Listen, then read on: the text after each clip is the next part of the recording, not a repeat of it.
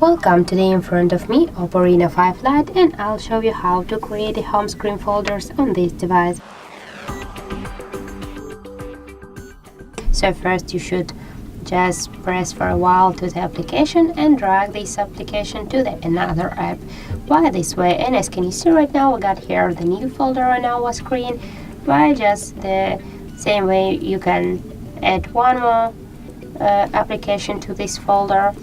If we'll just tap here, just by tapping on the name, we can rename the folder, for example, apps.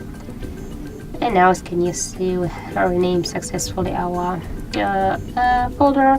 For example, you can move your folder between the screens. Just press for a while and drag it just and move between the screens.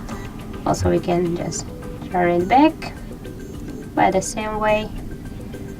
If you want to remove the application from the folder, just hold for a while and move it here on your main screen by this way.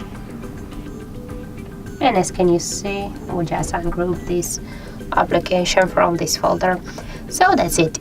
That's how it looks. If you found this video helpful, leave a like, comment and subscribe our channel.